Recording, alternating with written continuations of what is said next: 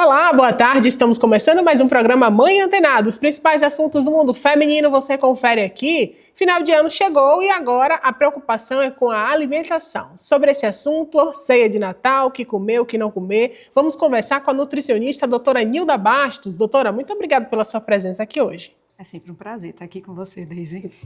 E saber sobre a alimentação. Como balancear a alimentação para agora, nesse final de ano? Primeira coisa é não abandonar a rotina. Quando a gente começa a chegar nos períodos de festa, começa-se a entender que é festa todos os dias. Sim. Então precisa ter em mente, primeira coisa, a rotina do dia a dia será mantida. O momento das festas será realmente para curtir sem culpa, para comer bem, para saborear tudo que é ofertado nessa época. Mas não abandonaremos os treinos, a alimentação do dia a dia mais saudável, a ingestão correta de proteína, de água, de frutas. Então, sim, é encarar esse momento sem culpa, mas também com um pensamento organizado, que ali é um momento de festa, porque o Natal não é o ano todo. Sim. Só são poucos dias, né? É.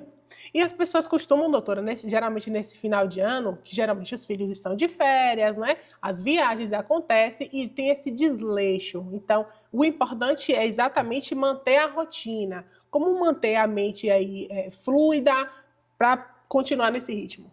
A atividade física ela é fundamental na manutenção. Mesmo que você esteja numa praia, em outro ambiente que não seja o seu, mantenha uma caminhada, se exercite.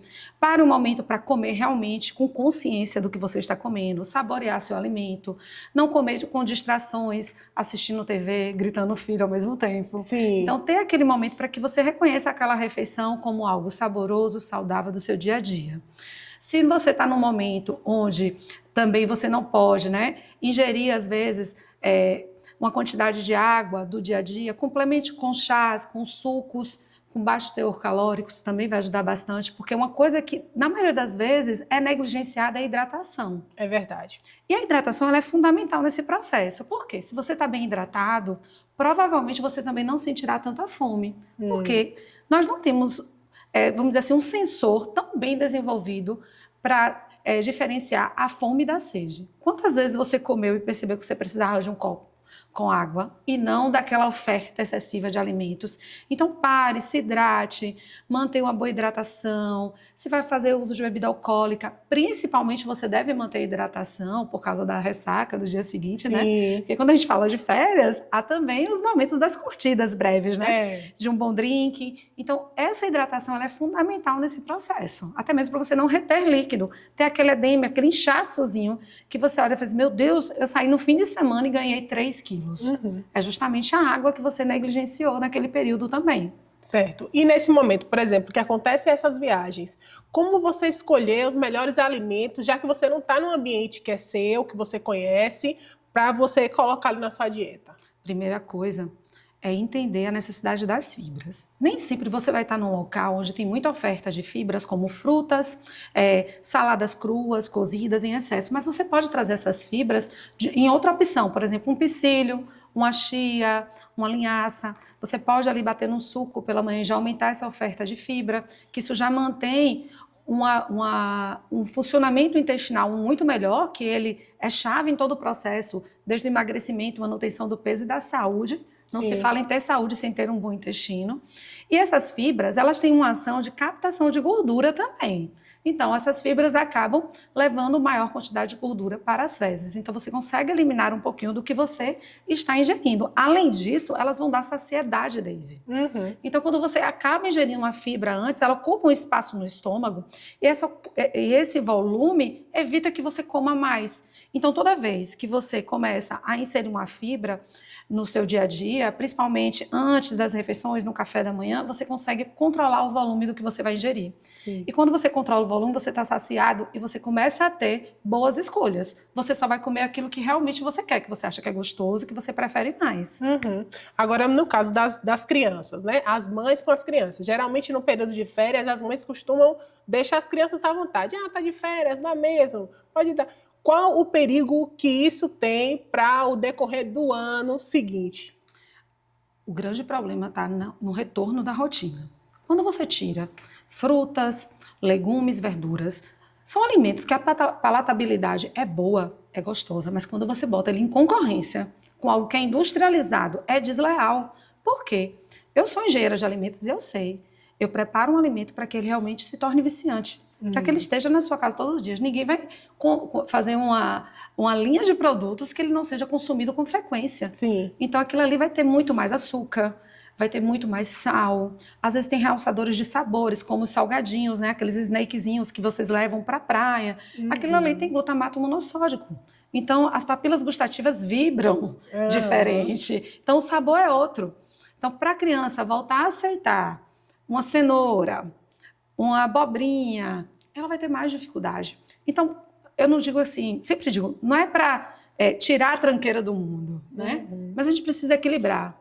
Vai para a praia, vai ter um momento de comer ali a besteirinha, mas chegou em casa uma alimentação mais saudável. Sim. Um arrozinho com feijão, uma verdurinha, um quiabinho com abóbora, né? Do nosso dia a dia, mas ali tem que permanecer. Eu não posso abandonar toda a minha rotina de vez. Sim. Agora, voltando para a questão da ceia. A gente já está chegando no Natal. Então, como organizar esse prato dessa ceia? O que deve ter? A gente sabe que tem muita coisa gostosa para a gente aproveitar, mas como equilibrar esse prato para depois, no dia seguinte, não estar passando mal? Primeira coisa é cuidar da digestão.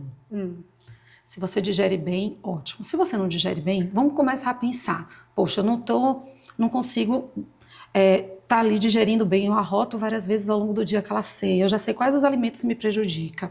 Então, um chá de alecrim, um chá de hortelã, isso me ajuda a aumentar, né, minhas enzimas digestivas para fazer com que eu tenha uma boa digestão. Isso já é um grande ponto de partida. Antes, no caso. Antes da ceia. Eu posso já começar ali, usar 15 minutos antes, um chazinho de alecrim, de hortelã.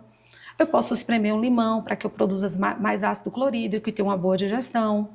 Eu posso também imaginar que já que eu tenho um colesterol alto, uma glicemia alterada, ou não quero me exceder muito, eu posso pegar aquelas fibras que eu falei no início, bater com um suquinho, né? Tomar antes, justamente para que meu estômago esteja preenchido e eu consiga escolher com mais clareza. Eu digo que a ceia de Natal da minha casa tem de tudo, até a rabanada. Sim. Só que quando eu vou saciada, eu vou escolher aquilo que eu gosto mais de comer na época. Eu não vou sair comendo de tudo que tem na mesa. Sim.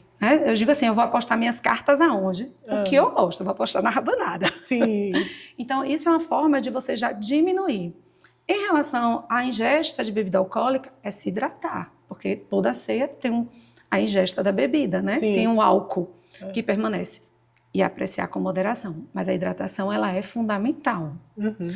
Outro ponto que você pode fazer justamente para equilibrar mais a ingestão é usar, às vezes, óleos. Muita gente utiliza ômega 3 no dia a dia, cápsulas de óleo de coco. Vou tomar minhas cápsulas antes de chegar lá. Isso já também melhora a minha saciedade. Mas quando eu pensar em montar o prato, não pode faltar a rainha do que se fala todos os dias, a proteína. Sim. Porque a proteína, ela tem a digestão lenta, ela me dá muito mais saciedade. Então eu vou pensar em primeira coisa, é na minha proteína. Vou bater a meta da proteína, como o pessoal fala, né? Sim. Vamos bater minha meta diária. Então, coma a sua proteína, que você vai estar também ali mais saciado. Uma boa opção de fibra, uma salada. Tem sempre um salpicão na mesa, né? Tem que ter. Pode ter um salpicão, uma salada. Escolha sua boa porção do carboidrato. Aí você escolhe entre um macarrão, um arroz agrega, né? Com faz parte. Com as belas passas. Mas dá para manter esse prato bem equilibrado, junto com uma boa nutrição. E o planejar, para que não coma com culpa. Entender que eu vou comer naquele momento. A ceia não precisa começar no café da manhã. Sim. Porque o problema é que a gente começa o panetone, ele já está exposto o ano todo. Então a gente quer panetone todos os dias. Então tenta entender que é aquele momento, né? É o equilíbrio. Vou fazer o seguinte, doutora. Vou para o intervalinho, daqui a pouco a gente volta para falar sobre relação com a alimentação de final de ano e as mulheres na menopausa e também com endometriose.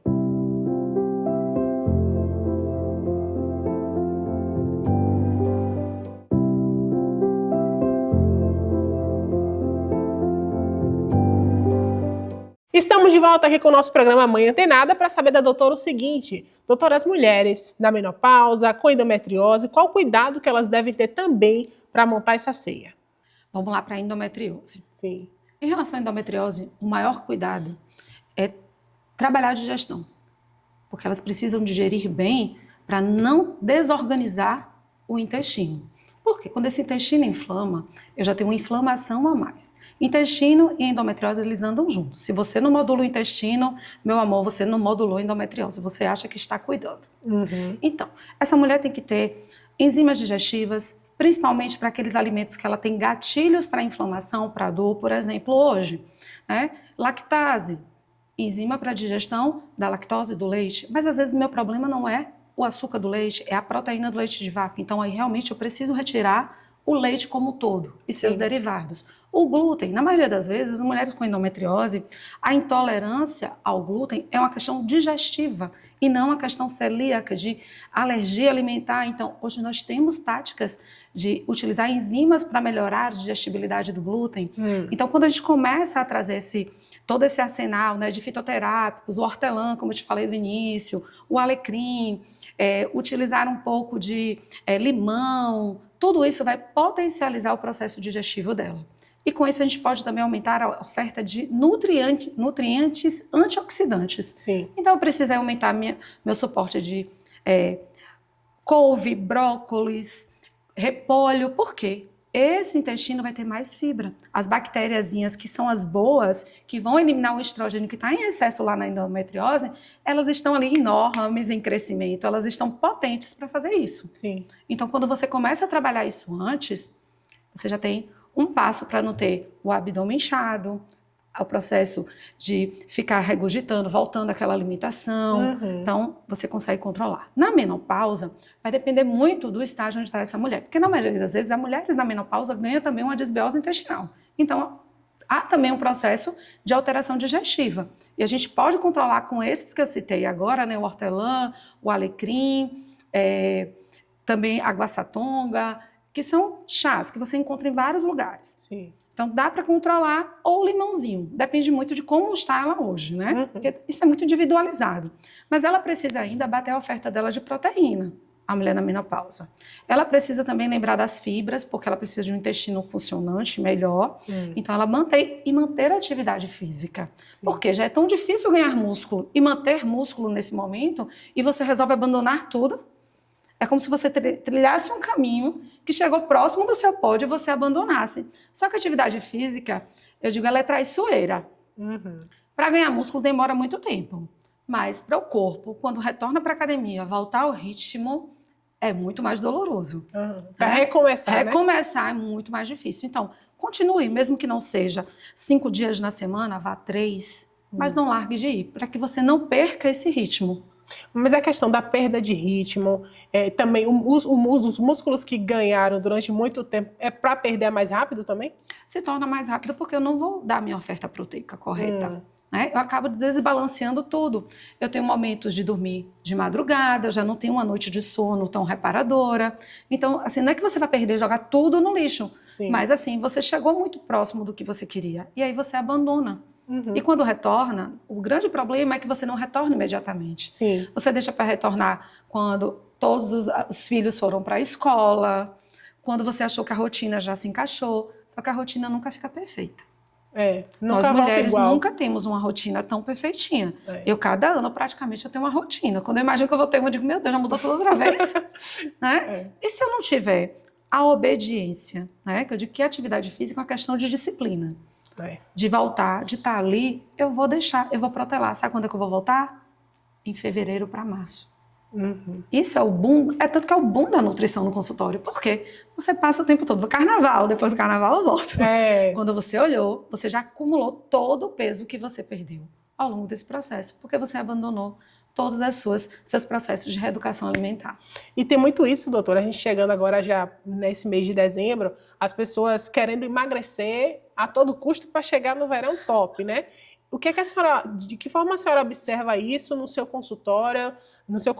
Isso a senhora tem visto também entre as mulheres? Sim, continua aquela busca ainda pelo emagrecimento, mas hoje mudou muito o panorama. Tem muita gente querendo se cuidar. Sim, importante. É muito importante, porque mudou realmente essa, vamos dizer assim, esse pensamento de estar ali, não, eu tô para botar meu biquíni, para vestir a calça mais apertada, que a gente já ouvia muito no consultório. Hoje não, as pessoas estão indo muito pela saúde, por uma necessidade de estar bem. Hoje só se fala em se cuidar, fala-se em autocuidado o tempo todo. Sim. Né? Hoje é o tempo todo corridas, as grandes festas, eu vejo, meu Deus, as festas que nós tínhamos à noite, hoje nós estamos tendo pela manhã, no status de corrida. Você vê que Feira de Santana, todo final de semana, eu vou todo domingo, praticamente na noite, de uma corridinha rápida, e está uma festa. Mas a festa está sendo em volta do autocuidado. E nós temos que ter um autocuidado na corrida por causa das questões cardiovasculares também. Né? Mas a gente vê isso que mudou muito. A busca, ainda tem uma busca estética, mas hoje, como a geração que está muito mais presente no consultório, são mulheres de 28, 30 anos mais, elas estão diferentes. Sim. Doutora, em relação, por exemplo, qual é a dica que a senhora dá para as pessoas que estão agora, nesse momento, já pensando na ceia de Natal? Quer colocar uma fibra, quer colocar... Mas que pensa assim, eu quero algo gostoso, eu quero algo saboroso. O que é que a senhora deixa de dica para essas pessoas que estão montando a ceia para trazer algo nutritivo, saudável e saboroso? Você se montar a mesa, né? Isso aqui é um cardápio. Um pequeno cardápio. Eu entraria simplesmente a proteína, o peru, né, que todo mundo gosta, o chester é uma ave tranquila, é uma carne branca com baixo teor de gorduras. Contudo, você tira a pele ali, você vai ter um baixo teor de gordura. Tem um parêntese aqui, que é uma dúvida que surgiu. O pessoal diz que peru é remoso. Realmente é remoso, não é? É saudável? É saudável, né? Essa questão do remoso é o processo inflamatório que pode gerar no indivíduo que já está no pós-operatório, em algo assim. Alguns alimentos, hoje eu vejo no pós-operatório a retirada de alguns. Mas assim, um indivíduo que está bem, né? Comer uma ave não vai causar grandes danos. Pior, ele comer uma carne cheia de gordura. Então, assim, um pratinho de carne branca, um peixe, porque no momento, nosso Natal é um ambiente mais quente. Então, às vezes, os frutos do mar são mais fáceis, de mais fácil digestão. Uma boa salada, que pode ser uma salada, um mix de folha com um molhinho pesto, que já tem uma função de reduzir a insulina. E nesse processo, a gente aumenta a insulina, que é um dos hormônios que capta açúcar. Então, se você já consegue colocar um molho pesto que tem um sabor maravilhoso, à base de manjericão ali, você já deu um toque de sabor e um toque de saúde. Com bastante azeite, então uma folhinha ali, tipo salpicão, sem muito creme de leite, porque às vezes a gente compensa tanto no creme de leite, num momento tão quente que os processos de diarreia é muito comum, né? Pelo excesso e por ficar num ambiente muito quente. Vamos dizer assim, uma sobremesa que tem que ter uma base de uma mousse com chocolate 70% cacau, por que não? Né? Ficaria muito saboroso. Deixa eu ver o que pensar. Para beber, poderia ser justamente uma bebida mais refrescante, tipo, eu gosto de água com gás e limão, mas nem todo mundo vai aceitar, né? Mas é uma boa dica. É uma boa dica. Mas você pode estar utilizando ali uma água saborizada, se você não quiser ir para um refrigerante, um suco de uva com água com gás, que você já não precisa ir tanto para o refrigerante, já diminui a quantidade de fosfato que causa alterações. Então você pode ter uma boa oferta nisso tudo, uma massa para acompanhar um carboidrato, que isso não precisa sumir do seu prato, mas ser equilibrado, uma boa massa, ou um macarrão, ou um purê, se você gostar, tranquilamente dá para compor essa ceia, sendo assim bem mais básica. Não, mas já tem uma ceia bem gostosa. Já. Doutora, em relação ao pós-ceia, né? Se a pessoa comeu demais na ceia, mesmo com esse cardápio que a senhora preparou, no outro dia comeu demais, ainda sempre sobra. Aí a pessoa come o que restou da ceia, né? Esse pós, como equilibrar esse pós? Pode repetir a comida da ceia do dia anterior ou já deve deixar para um outro momento? Deise, depende muito da sua rotina. Né? Eu digo assim, é muito diferente aquele indivíduo que pegou a semana toda, fez a reeducação alimentar dele, seguiu as regras determinadas para o objetivo dele. Então ele está tranquilo, fez a atividade física dele, comeu ali na ceia, ele vai voltar a comer de manhã e ali acabou. Sim. Isso é diferente do que aquele que veio a semana toda de confraternização em confraternização. Tem essa questão também. Sem atividade física. E aí eu quero comer a ceia da noite, de manhã, meio-dia, de noite, de novo, né? Então a gente tem essa ideia. Que a gente precisa ver o que cabe nesse planejamento. Porque quando a gente pega uma pessoa para fazer uma reeducação alimentar, a gente olha para eles assim, olha, você tem que seguir pelo menos de 90 a 80%. Isso é uma meta ótima, você concorda? Porque se meu filho tirar 9, 8, tá 10, ótimo, né? a gente vibra também. É do mesmo jeito, né? Em reeducação alimentar. Então, você tem de 10 a 20% de tranqueira. Então, o que significa isso na nutrição? Numa semana, se for 10%, você tem 3 refeições livres. Que isso não é algo surreal. Dá para fazer tranquilamente. Sim. Se for 20, você vai ter 6. Agora, não dá para ser 6 refeições onde tudo for um rodízio. Sim. Você entende? Mas eu posso ter uma refeição diferente. Por exemplo, quando eu quero comer um bolo, por exemplo, sobrou uma torta da ceia. Eu quero aquela torta porque eu gostei muito, uma torta doce. Eu posso justamente pensar de manhã e dizer assim, não, eu vou ofertar 3 ovos para mim, vou me dar 3 ovos e vou pegar um pedaço pequeno de carboidrato que vai ser o meu doce. Isso já é um equilíbrio. Do que eu comer um pedação desse bolo e jogar fora toda a minha proteína. Você tá entendendo? Então, assim, sempre eu falo, cabe equilíbrio. São as escolhas, né? São escolhas. E cabe a personalização dessas escolhas. Sim. Né? E fazer isso sem culpa. Porque na maioria das vezes as pessoas fazem já com a cabeça pesando. Eu comi demais. Aí no outro dia ele come e aí ele começa a utilizar de quê? Laxantes. Né? Para poder eliminar, irritando a sua mucosa intestinal, levando um processo de desbiose, um processo de desidratação em um ambiente extremamente seco que é o nosso. Então as pessoas ainda usou bebida alcoólica e aí você vai depletando suas vitaminas e minerais. E você não entende que você está acabando com sua saúde. Sim. Ou se não, faço um jejum intermitente correndo, né, como estratégia, mas um jejum feito de qualquer forma. Também não resolve. Que pode gerar um refluxo, né? Você pode abrir a refeição e às vezes fez o jejum e pensou assim, poxa, fiquei o dia todo sem comer, já compensei tudo, agora eu vou comer, aí vai de novo o pratão da ceia. Não adiantou. Então, isso é muito de postura e equilíbrio. Sim. Né? Então, sempre que a gente fala de nutrição hoje, eu sempre penso no comportamento do indivíduo. Como ele vai se comportar diante do que eu vou falar para ele, né? E diante do que ele viu a semana toda.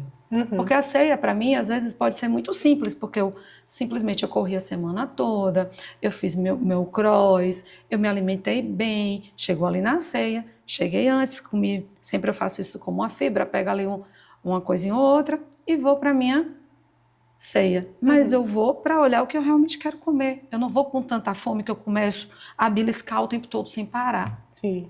Que às vezes você diz assim, aí você faz, para que eu comi isso? Estava tão ruim. Aí você só descobre no final, porque no início a fome não deixou você perceber. É verdade. Porque para a fome não existe comida ruim. Concorda? Existe fome, porque eu com fome pode esquecer. Eu não sei o que é bom ou ruim, eu vou comer. Então a gente precisa entender isso. É ter o equilíbrio. É o equilíbrio. Doutora, muito obrigada pela sua presença aqui hoje, por mais uma vez, um papo muito interessante. Um prazer, Deise. Estou sempre presente aqui. É só chamar que eu venho. Assim, portanto, encerramos mais um programa Mãe Antenada. Os principais assuntos do mundo feminino você confere aqui.